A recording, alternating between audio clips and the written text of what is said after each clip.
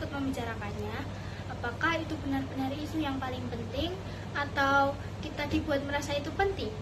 Fenomena ini bisa dijelaskan melalui salah satu teori komunikasi, yaitu teori agenda setting.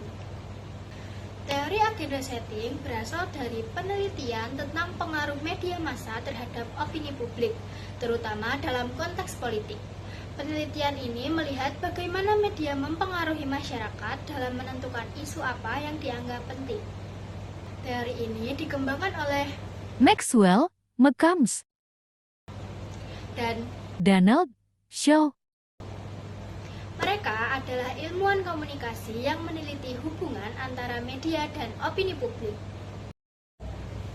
Teori ini diperkenalkan pada tahun 1972 berdasarkan penelitian mereka pada pemilu Amerika Serikat tahun 1968.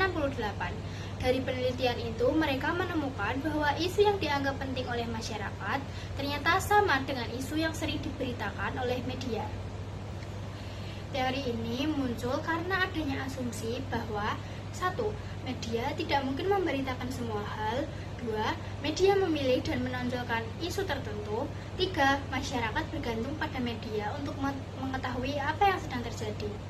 Asumsi utamanya adalah media tidak menentukan apa yang harus kita pikirkan, tetapi menentukan apa yang harus kita pikirkan. Artinya, media membentuk daftar prioritas isu dalam pikiran kita. Contoh dalam kehidupan sehari-hari adalah misalnya setiap hari berita membahas kenaikan harga bahan pokok. Lama-lama orang merasa itu adalah masalah yang paling mendesak. Atau ketika satu kasus artis terus muncul di televisi dan media sosial, semua orang ikut membicarakannya. Padahal mungkin ada isu lain yang juga penting, tapi karena jarang diberitakan, kita tidak terlalu memperhatikannya. Itulah cara kerja agenda setting. Dalam melihat fenomena tersebut, saya menggunakan lensa teori agenda setting.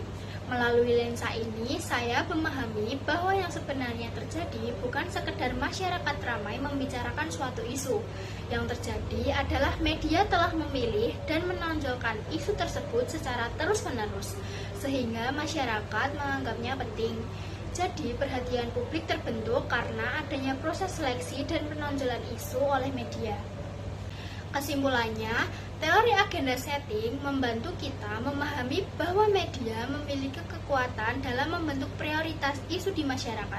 Sebagai audiens, kita perlu lebih kritis dan sadar bahwa tidak semua isu yang sering muncul berarti satu-satunya isu yang penting.